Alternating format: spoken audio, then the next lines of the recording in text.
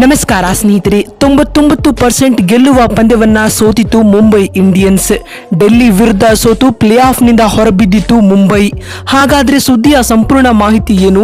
ಅಷ್ಟಕ್ಕೂ ಡಿಸಿ ಹಾಗೂ ಎಂಐ ನಡುವಿನ ಪಂದ್ಯ ಹೇಗಿತ್ತು ಗೊತ್ತಾ?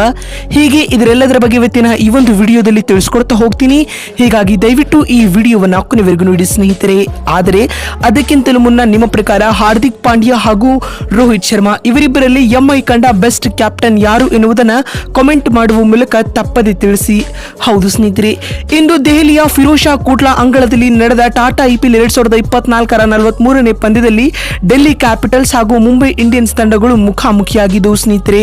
ಈ ಒಂದು ಪಂದ್ಯದಲ್ಲಿ ಬಲಿಷ್ಠ ಮುಂಬೈ ತಂಡವನ್ನ ಸೋಲಿಸುವ ಮೂಲಕ ಡೆಲ್ಲಿ ಕ್ಯಾಪಿಟಲ್ಸ್ ತಂಡವು ತನ್ನ ಗೆಲುವಿನ ಅಜೇಯ ಓಟವನ್ನ ಮುಂದುವರಿಸಿದೆ ಸ್ನೇಹಿತರೆ.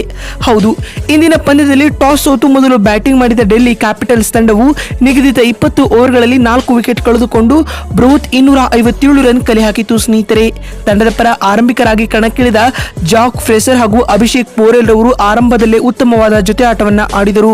ಪವರ್ ಪ್ಲೇನಲ್ಲಿ 90 ರನ್ ಬಾರಿಸಿದ ಈ ಜೋಡಿಯು ಡೆಲ್ಲಿ ತಂಡಕ್ಕೆ ಉತ್ತಮ ಆರಂಭವನ್ನ ಒದಗಿಸಿಕೊಟ್ಟಿತು.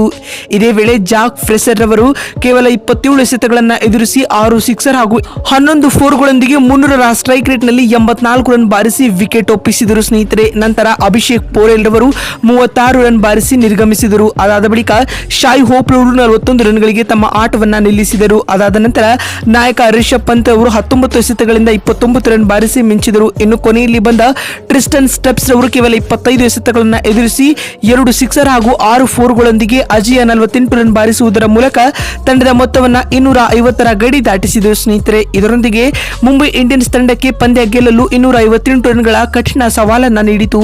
ಈ ಬೆಟ್ಟದಂತಹ ಟಾರ್ಗೆಟ್ ಅನ್ನ ಬೆನ್ನಟ್ಟಿದಂತಹ ಮುಂಬೈ ಇಂಡಿಯನ್ಸ್ ತಂಡ ಕೂಡ ಉತ್ತಮ ಆರಂಭವನ್ನ ಪಡೆದುಕೊಂಡಿರಲೇ ಇಲ್ಲ.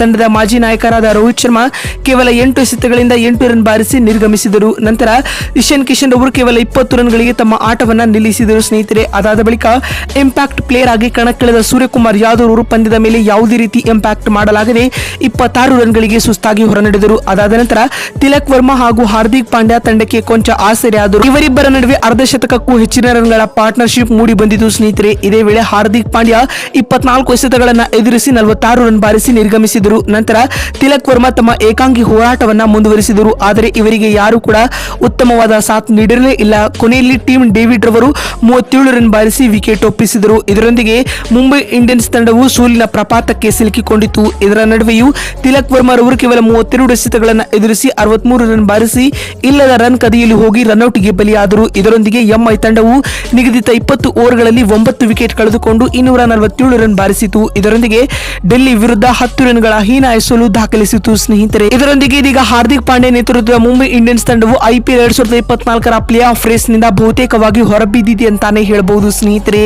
ವಿಡಿಯೋವನ್ನ ಇಲ್ಲಿವರೆಗೂ ನೋಡಿದ್ದಕ್ಕಾಗಿ ಧನ್ಯವಾದಗಳು. ಮತ್ತೊಂದು ವಿಡಿಯೋದಲ್ಲಿ ಸಿಗ್ತೀನಿ. ಅಲ್ಲಿವರೆಗೂ ನಮಸ್ಕಾರ, ಧನ್ಯವಾದಗಳು ಸ್ನೇಹಿತರೆ.